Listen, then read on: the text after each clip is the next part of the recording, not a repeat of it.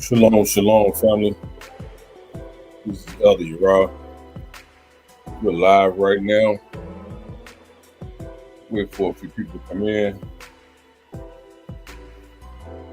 before we start the lesson. And there are a few things we have going on today, particularly in regards to this lesson. We often hear it throughout many of the arguments against Torah, against the Bible, against the Tanakh. We often hear that, well, where's your original manuscripts? Where's the original Hebrew text?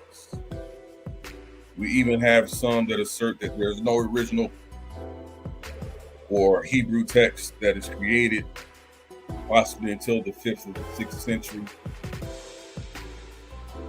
And these arguments in and of themselves are horrid at best, but they're virtually unfounded, intellectually dishonest, and just outright lies.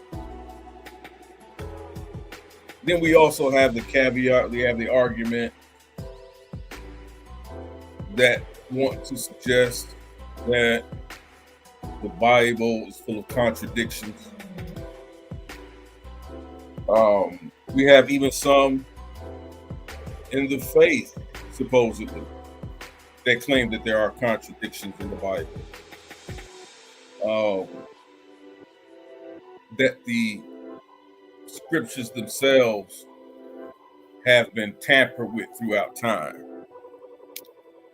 And that, they can't be trusted. And if you don't really know the language, then you really can't say you understand what it's being said. People often misconstrue many of the translations that we have, the various translations, the diverse translations that we have of the Tanakh, the Hebrew Bible, and even the New Testament verses, accounts. Many people claim that these things are forgeries. They were made up by the Romans, especially in the New Testament writings. Many claim that it's Josephus or Piso family that created this notion of the Messiah or Messianic tradition that we read in the Bible, and even that we find in the Tanakh, the Hebrew Bible, that these things are merely mythological. There's no congruency, there's no continuity in what we have today. Many people rail against the Masoretic texts and the Masoretic writings, translations of the Tanakh, saying that they created it at a particular point in time later on in history, and there is no substance to it, but simply propaganda. And so a lot of these things often are unfounded. They're never sourced. They're only arguments made of ignorance. And so what I want to do today is really get into the understanding of what we see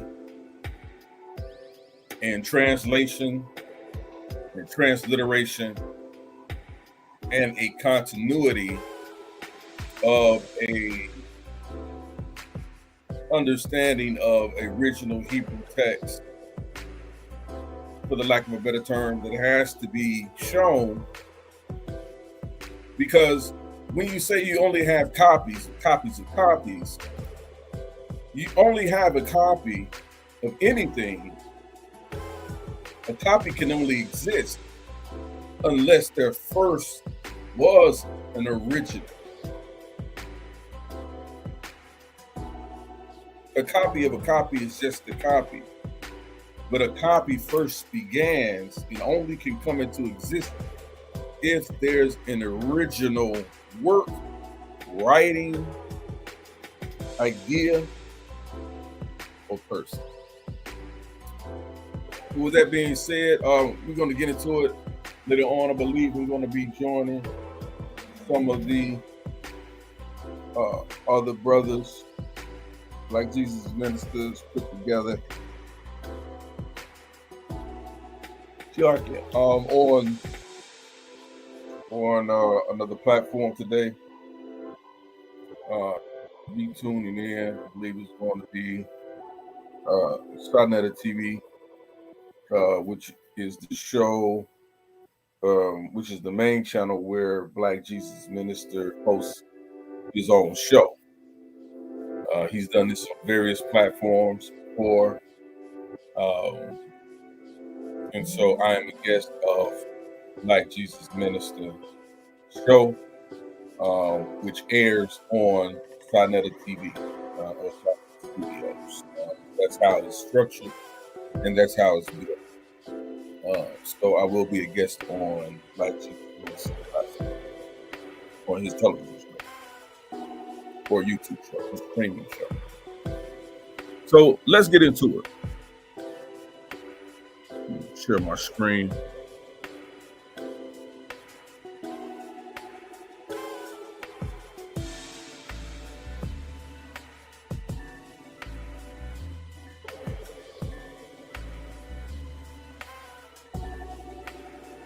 And this is really what we're going to deal with. Hopefully you guys can see it. Let me hide this here. And we're talking about, we make this wider so you guys can see.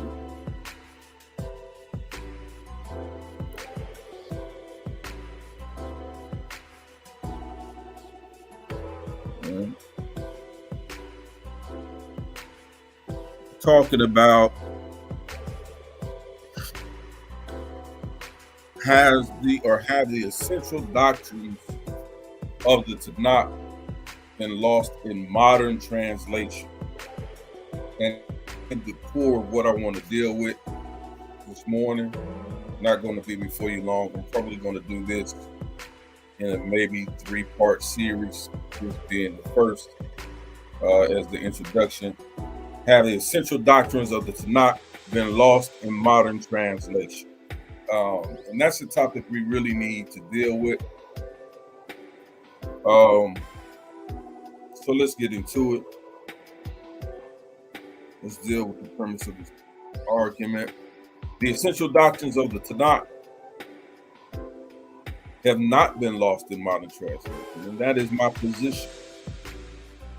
My argument is to simply demonstrate the comparable continuity of biblical criticism within the oldest surviving copies of the Tanakh, or also known as the Old Testament or the Hebrew Bible, as we see across modern translations. We're going to compare the continuity of these various texts and these thoughts and ideas. We're going to get into what translation and what transliteration is in order to show and prove the continuity that exists between all these texts that are called, many are called copies, or these biblical extents, or these extents of older Hebrew texts, surviving texts that we have, that will ultimately lead and prove and show us that there does exist, or there did exist, the continuity with what we see now in modern translations, not translations and renditions, to an older pre-existing biblical or Hebrew biblical text. So let's get into it a little bit. First, let's give all praises to the God of Abraham, Isaac, and Jacob. Our forefathers paved the way and stepped before us, to our great teacher, Yeshua, some say Yahweh Shai, some ignorantly called Jesus Christ. Peace to him to show us the way and how to live the life the Father has called us to live, our Father has called us to live on the earth today, and his sacrifice in order to teach us that we may be able to live the way that the Father intended us to live before and through creation of man till today, and the redemptive message to bring us back to the Father. So let's deal with it. Exodus 20:7, verses 9. The beginning of that, verse 9, right? We see the Hebrew text here, which is variously translated. Remember the Sabbath day to sanctify it. 6 days shall you serve and do all your work. And the seventh day is a Sabbath to God, to Yah, your God. On it you shall not perform any kind of work. And when we really start getting to the understanding of these verses of this text, this is based on commentary based off Hirsch, 19th century is the source on this, as well as the biblical Hebrew Bible, Exodus 20, verse 7 through 9, right? And so what we see here is also what we see that we'll read in the JPS Tanakh from 1917. It says, remember the Sabbath day to keep it holy. 6 days shalt thou labor and do all thy work. But the seventh day is a Sabbath unto the Lord thy God. In it thou shalt not do any manner of work. And what we're establishing here is in the various translations that we see that there in the modern translations, that there is a continuity that exists. Going back to the Hirsch translation of the 19th century, now to the JPS Tanakh, 1917. We see a clear continuity in the understanding of the text, dealing with Exodus 20, verses 7 through 9. Let's deal with the Art Scroll translation in 1976. Remember the Sabbath day to sanctify it. 6 days shall you work and accomplish all your work. But the seventh day is Sabbath to Hashem, or in other words, the name. Your God, you shall not do any work. Again, we're talking about the continuity and the essential doctrines of the Tanakh have not been lost in modern translations. We clearly see a distinct continuity here.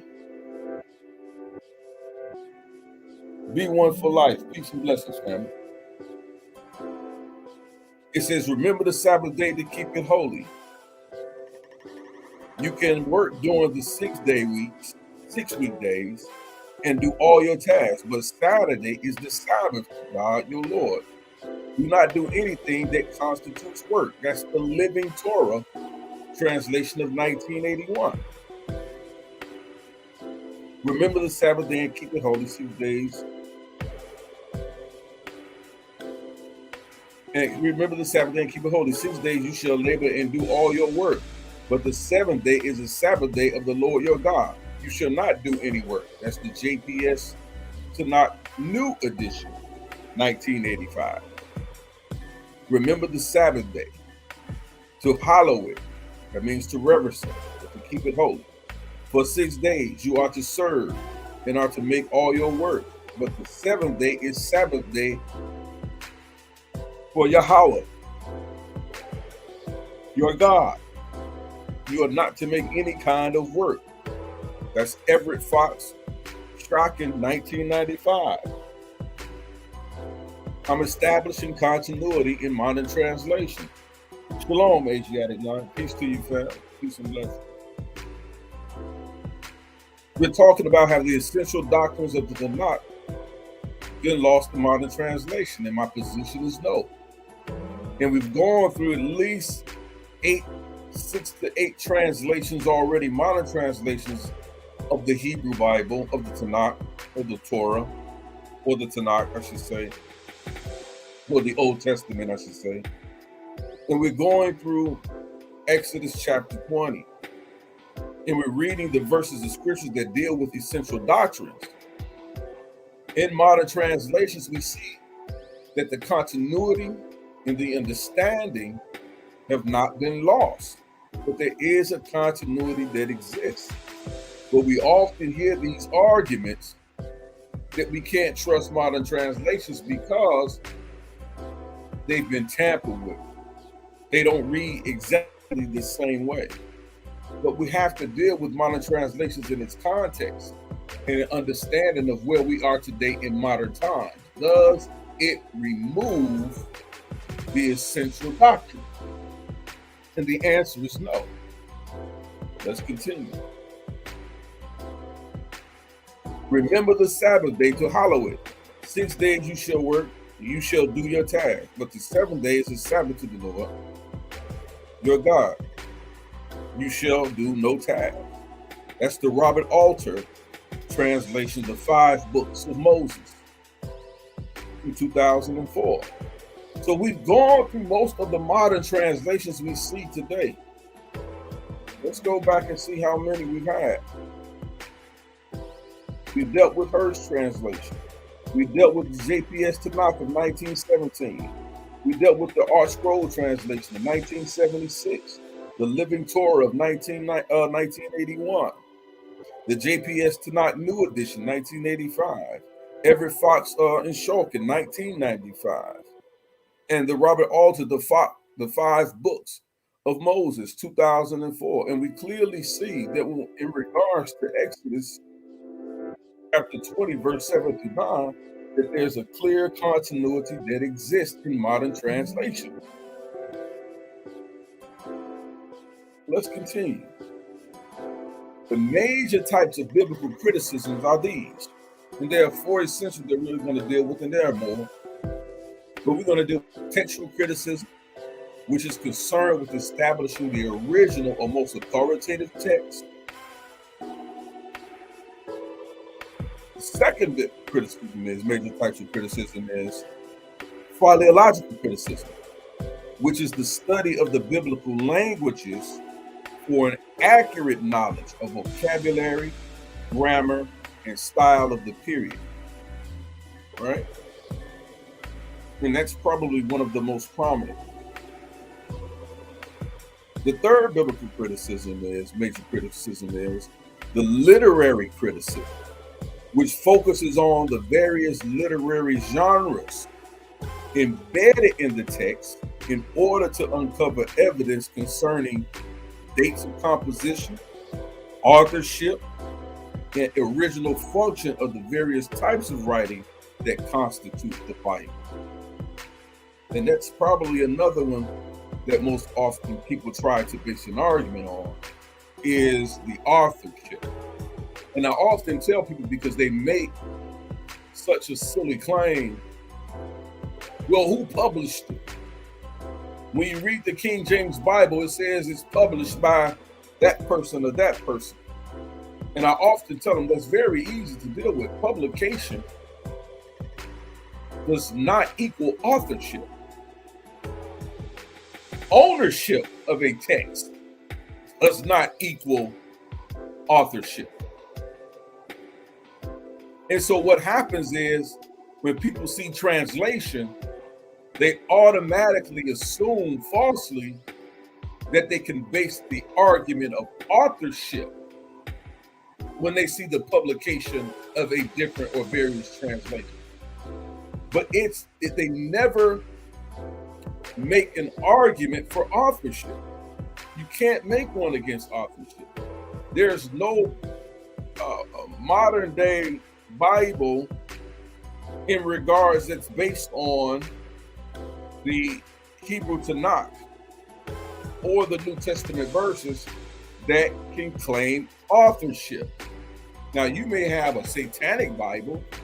Of course, that's not that you can claim that's has nothing to do with the Hebrew Bible. That's a different writing. So the authorship there wouldn't be the same. So you just can't simply say, well, there are many different Bibles.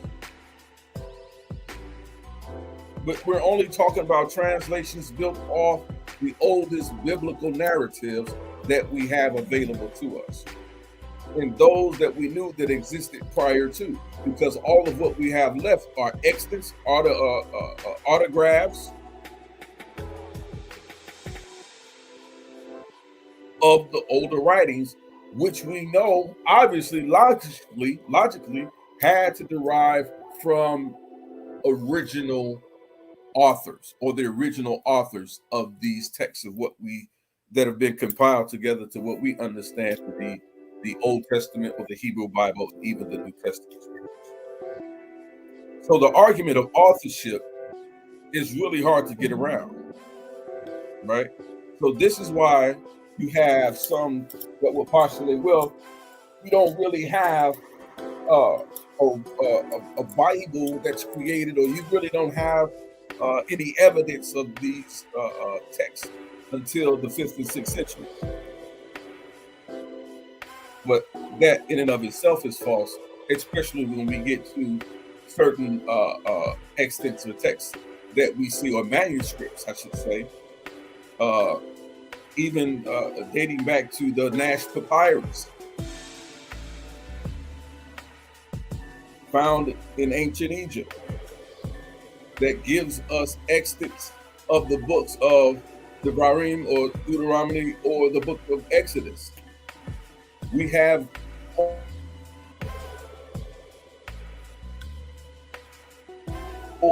verses in order. Go study the Nash Papyrus, and you'll see that these things existed well before the 5th and 6th century AD or BC, or whatever they BCE. These things existed well before that time.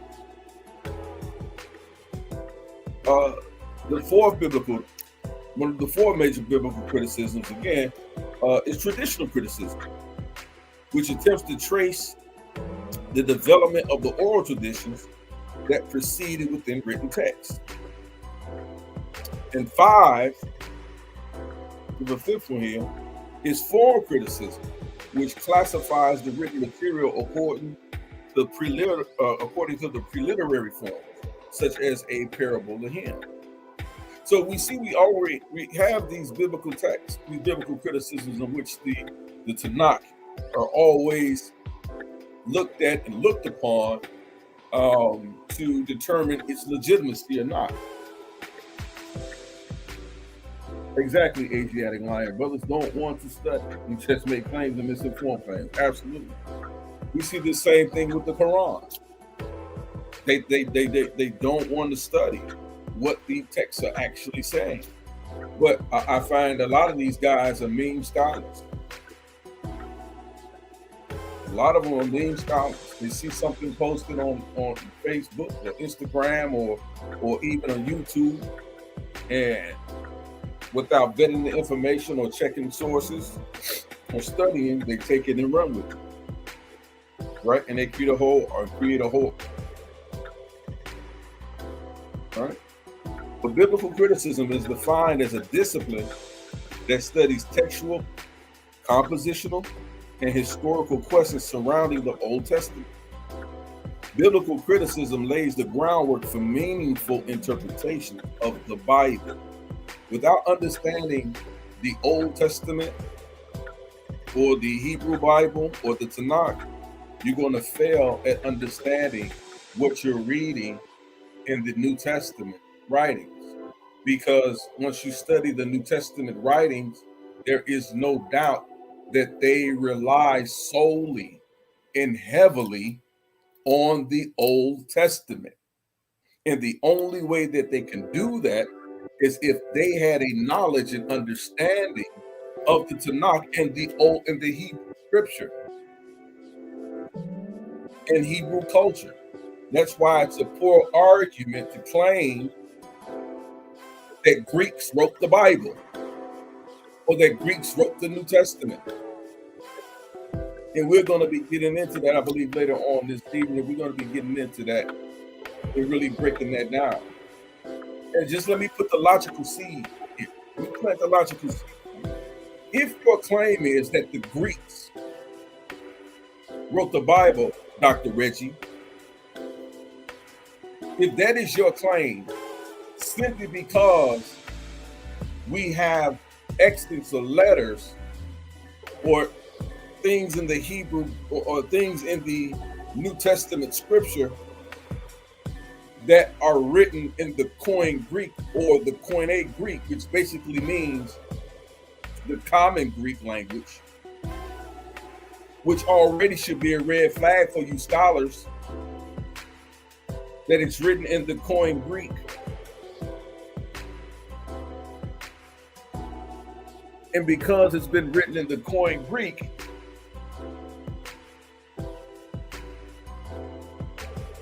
that tells you that it was not classical Greeks or scholastic Greeks like Plato or Aristotle or people of that nature who would be considered of the classical Greek studies, because they wrote in a different version of Greek. They wrote in classical Greek and they spoke in classical Greek.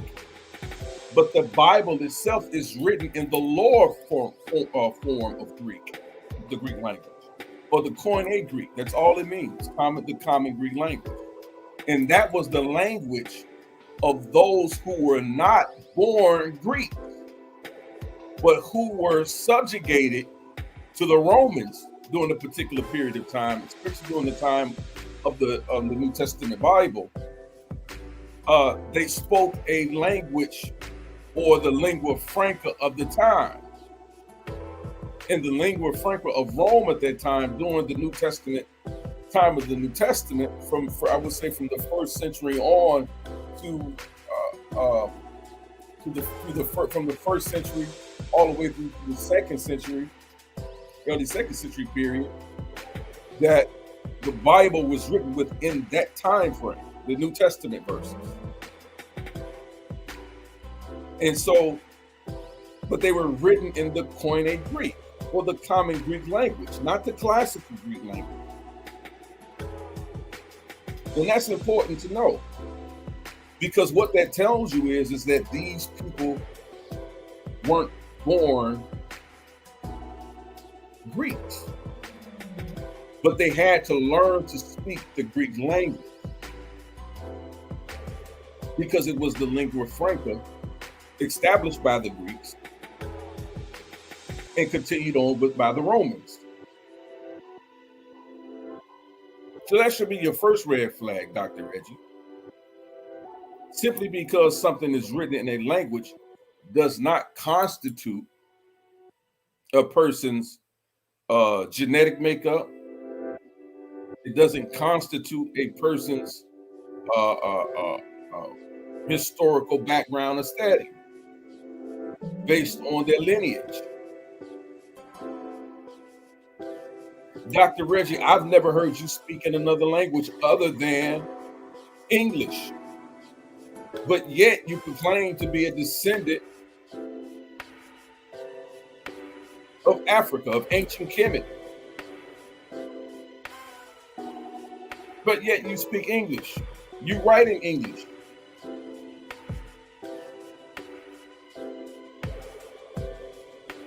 And English is derived from the Europeans, specifically those in the Isles of Great Britain, those English-speaking Great Britain, from when their detractors, Benjamin Franklin and George Washington, those people came to the Americas to establish the new colonies, the colonialists here in America. They brought with them that English language, the language of your oppressors, Reggie, and enslavers, Dr. Reggie, that you still speak fluently, Dr. Reggie.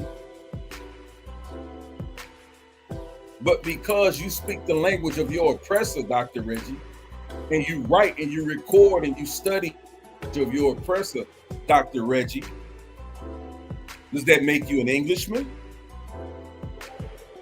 Does that make you English? Does that make you a Great Britain? Does that make you a European? Not according to you, it doesn't.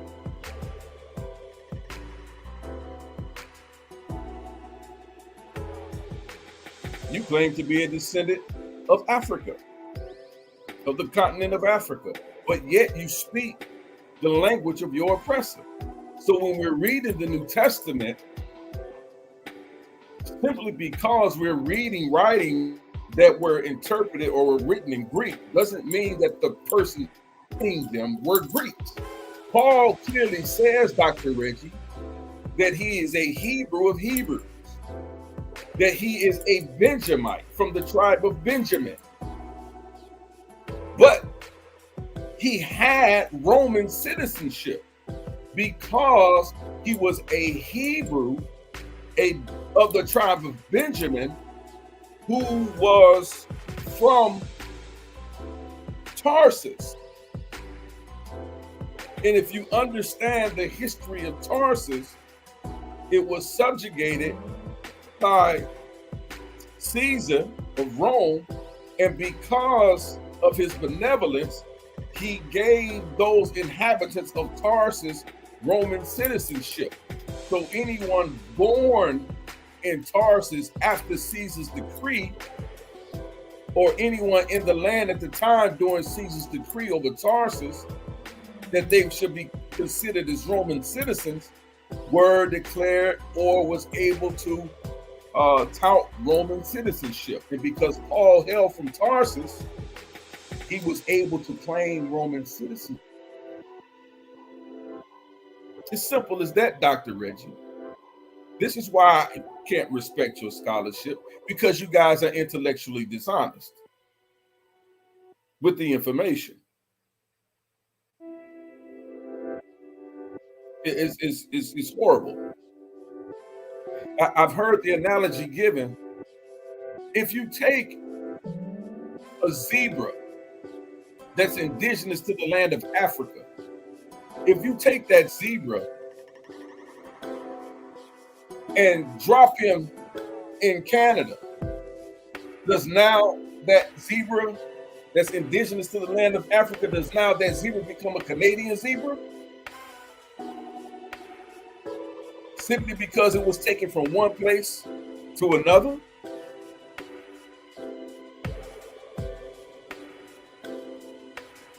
That's a question that I pose to you, Dr. Reggie. Simplistic.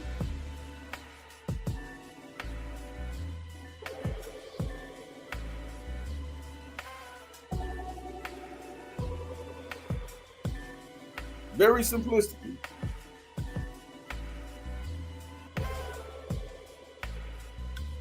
But this is how we have to deal with that situation.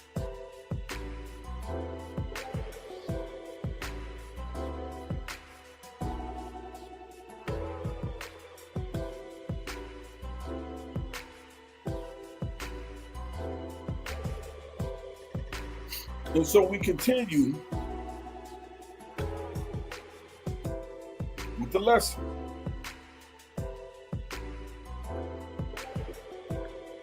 There are many definitions of translations, but the one I like is translation is the art of expression an author's intended meaning in another language in which they are not fluent. The key is that the words the translator uses do not have to be identical in both the source and target language. It is the meaning which is the crucial element. Even more importantly, for this discussion, the sounds of the words are usually entirely different. For example, the word in English sounds completely different to the French. Translation of the equivalent greeting is bonjour. They sound different. They're spelled differently, but the meanings are the same. This is what we need to look for in translation. And so oftentimes we have people who are poor students just all the way around. Just all the way around. But they fail miserably when it comes to understanding translations. It's when they're reading the books of the Bible. And what is transliteration? Transliteration is the process of expressing the sound of how a word is pronounced in the source language, in the alphabet of the target language. Let me repeat that. Transliteration is the process of expressing the sound of how a word is pronounced in the source language, in the alphabet of the target language. The most popular use of transliteration is in the context you have been advised to use it, with names of people or places.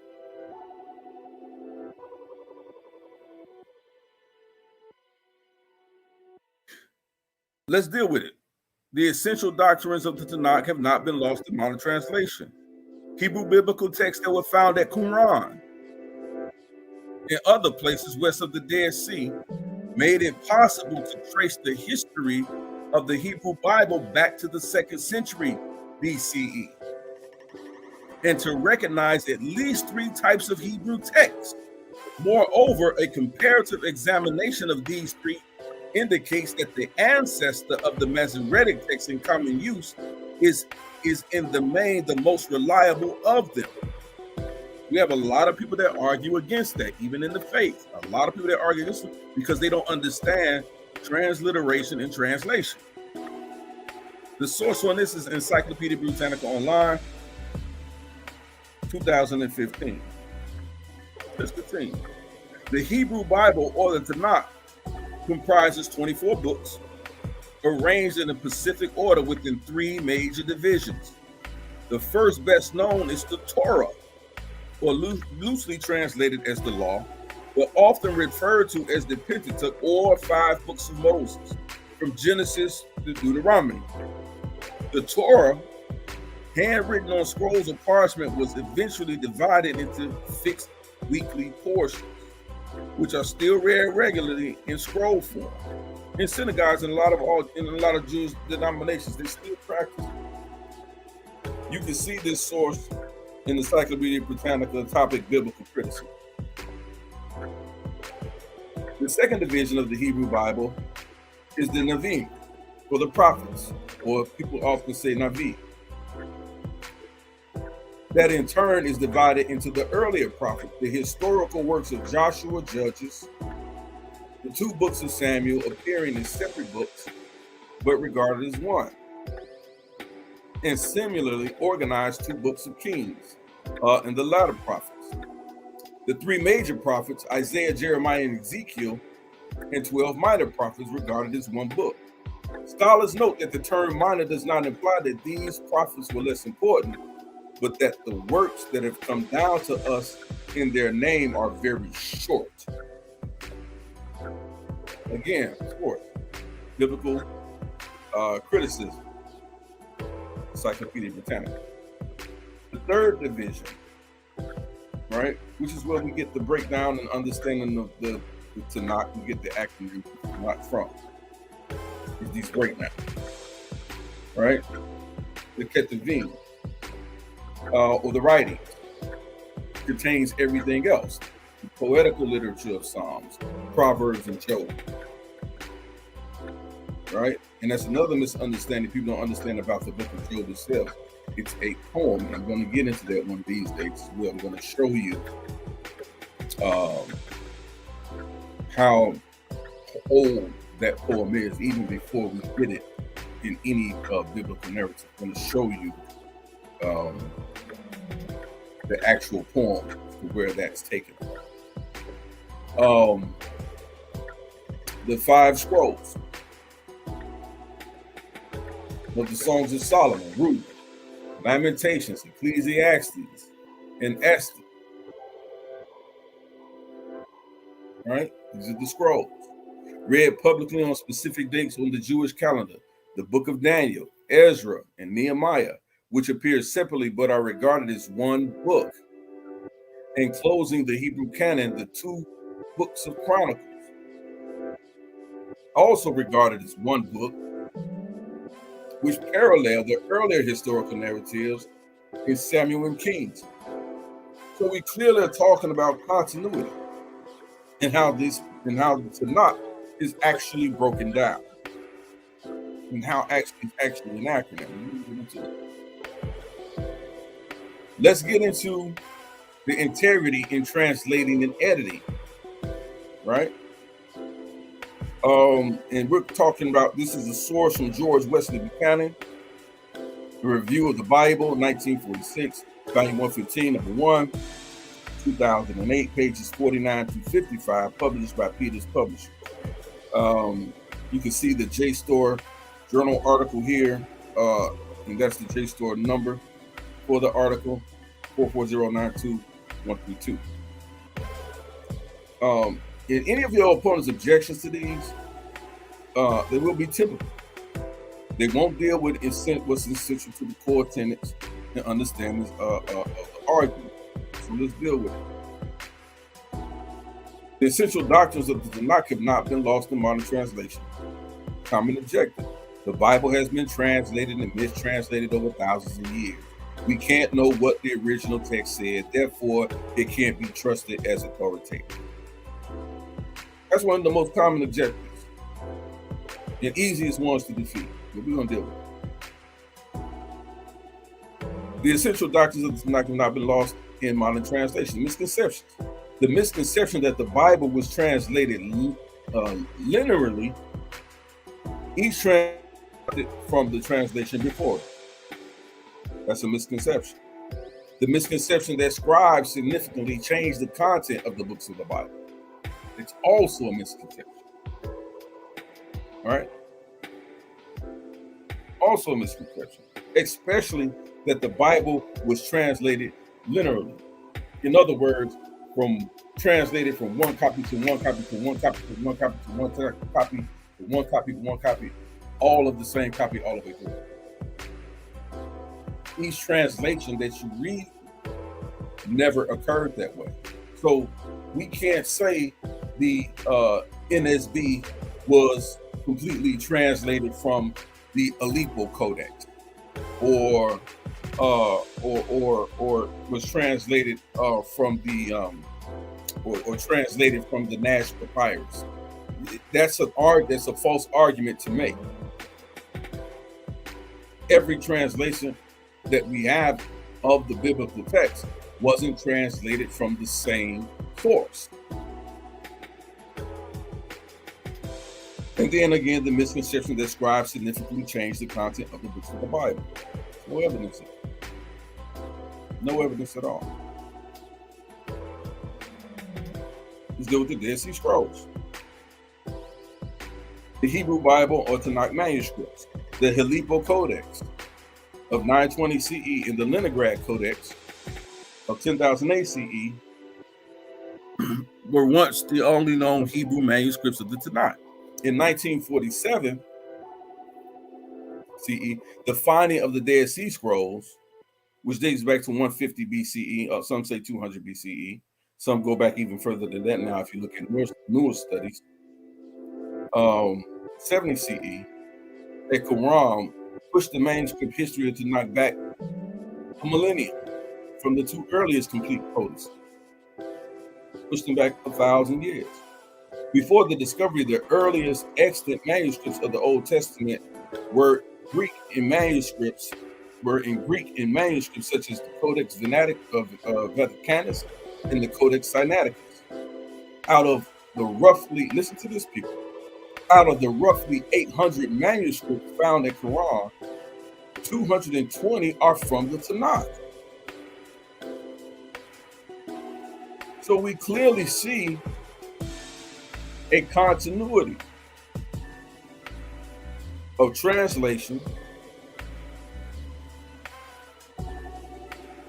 of the Tanakh still being found in the Dead Sea Scrolls. Every book of the Tanakh is represented except for the book of Esther when you go into the Dead Sea Scrolls. Every book of the Tanakh is represented there except the book of Esther. And your source on that is F.F. Bruce, 1964, The Last 30 Years.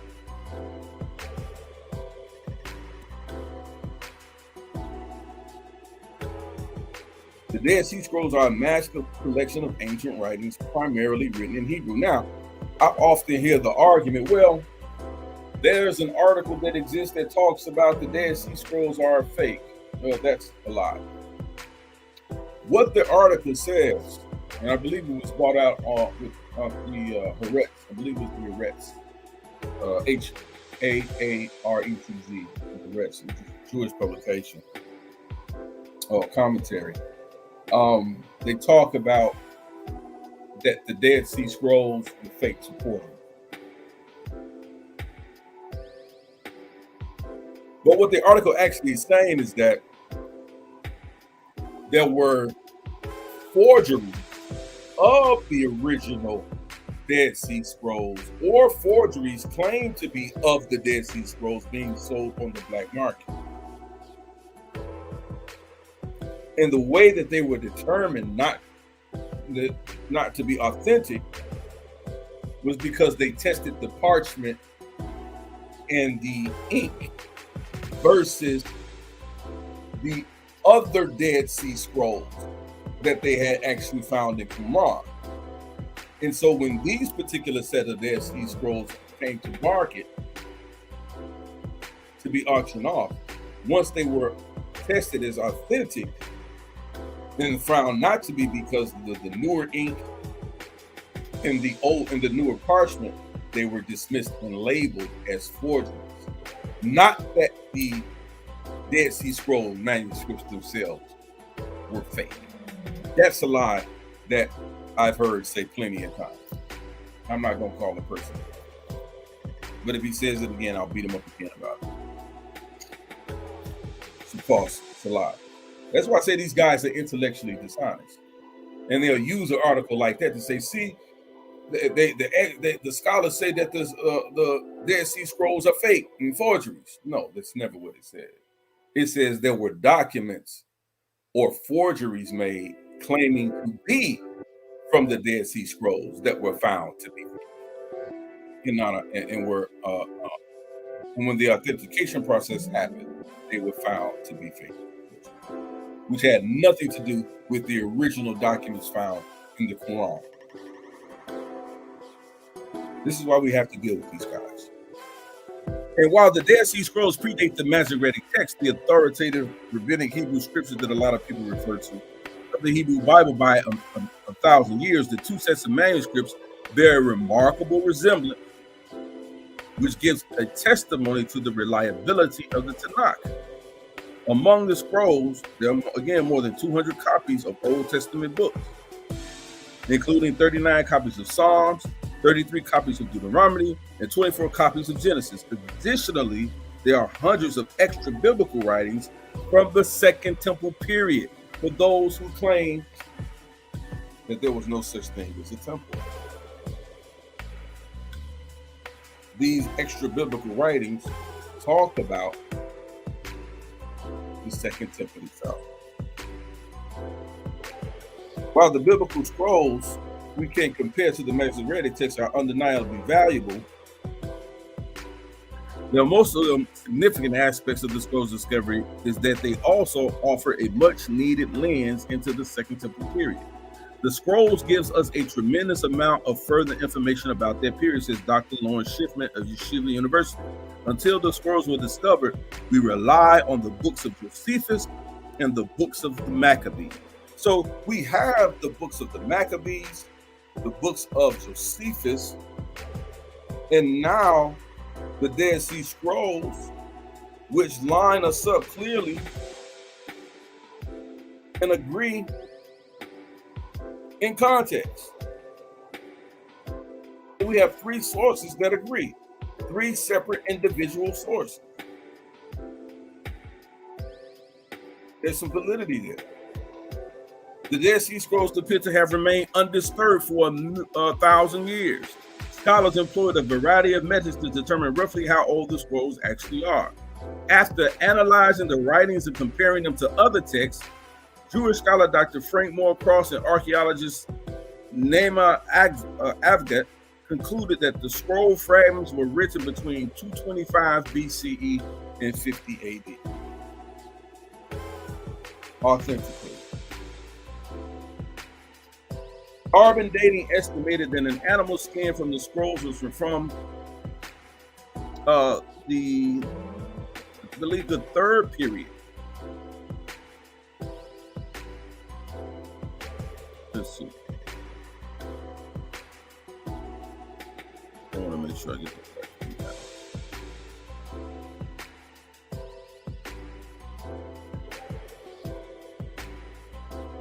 And bronze coins found around the caves appear to span from 135 BCE to AD 73.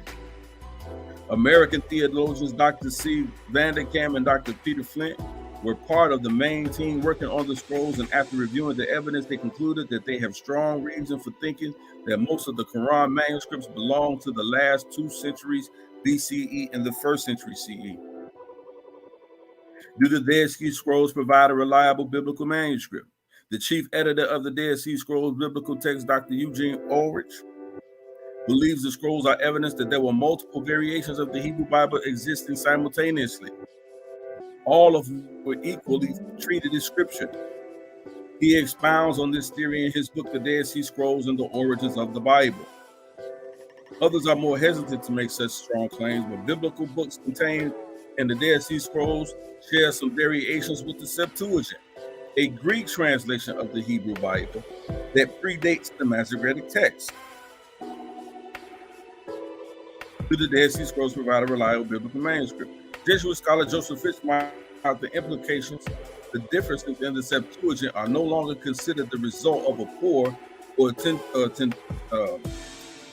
tendentious attempt to translate the Hebrew into the Greek. Rather, they testify to a different pre-Christian form of a Hebrew text. For all of those who claim that the Greek, that the Hebrew is Greek.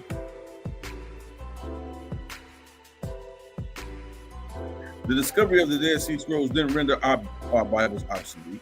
For the most part, it didn't even change the way we read our Bibles, but these texts give us an important look into a little-known period of Judaism that stretched into Yeshua's or Jesus' lifetime and beyond. The scrolls also give us confidence in the reliability of the Jewish scribes who faithfully preserved Scripture. And while historians show a manuscript that didn't make it into the Jewish canon, the Dead Sea Scrolls remain a valuable artifact for biblical scholars to examine the ancient foundations of today's scriptures. Bible translations versus the transmission of the text. Let me see what.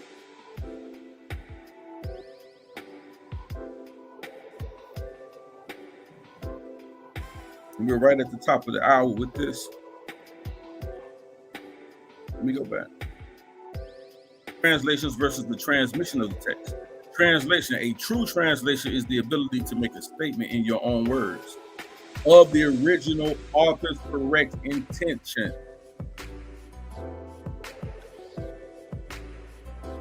A true ability to make a statement in your own words of the original author's correct intention.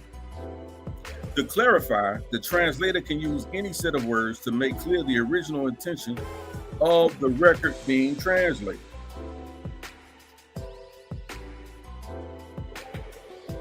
Open the statement for this teaching. Don't confuse translation with transmission interpretation.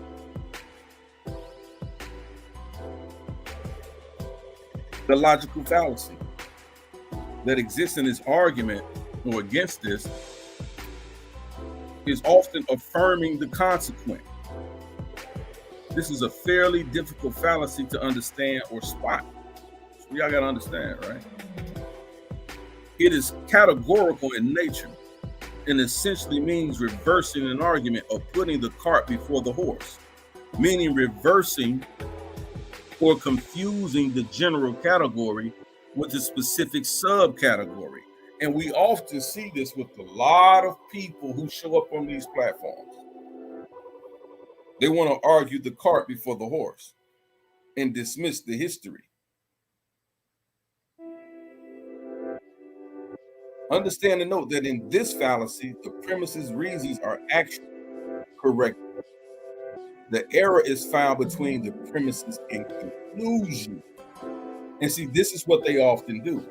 They load you up with a bunch of facts, but then when they get to the end, they say, well, based on what we said, the conclusion is this, that these people didn't agree, or that never happened, or that never occurred. It's an affirming the consequent fallacy. Usually the error occurs because we inaccurately assume that the premise was a sufficient condition, when in fact it was only a necessary condition or one of many conditions necessary to prove the conclusion. And oftentimes we find debaters or lecturers and people talking on these platforms, they say, well, here's my stance. But your stance is not enough to solidify or prove your conclusion.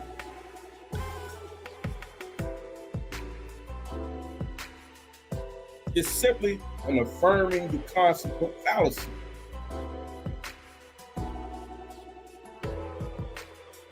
The argument here in this lesson is transmission or interpretation, not the subcategory of translation.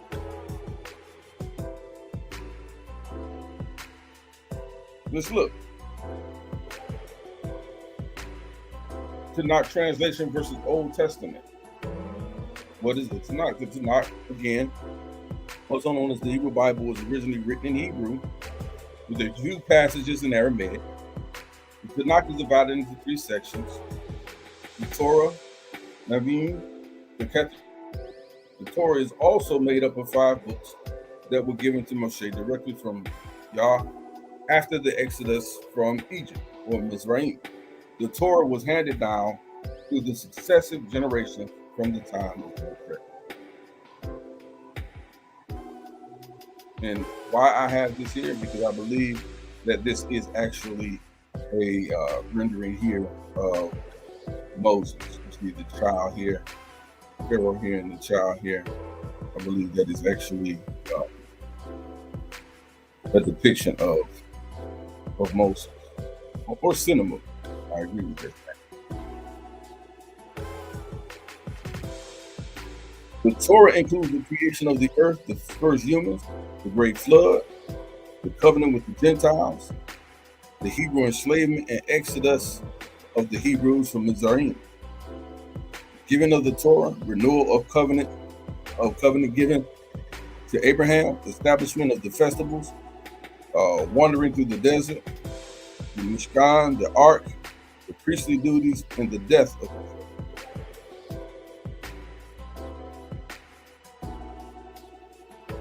Let's see what else.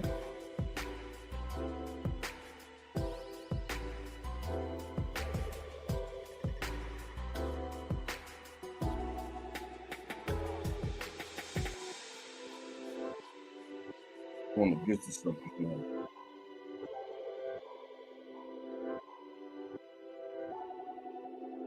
Right. And for the second time, because I'm going to be doing this in about a 3-part series, goes on the top of the hour. Can the Bible be trusted? A case for biblical integrity. And I believe this is where I'm going to pick up a little bit on the next part of this series. Can the Bible be trusted?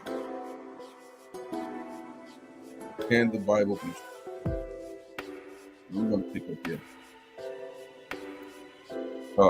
Next broadcast.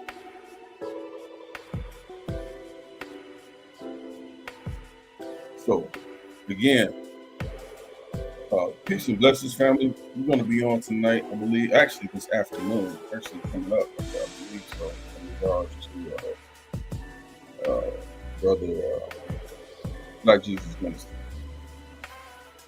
So, on Sinetta, this show on Sinetta TV. So again, shalom to you, family, peace and blessings to you. This is Elder Yara signing out. Be blessed.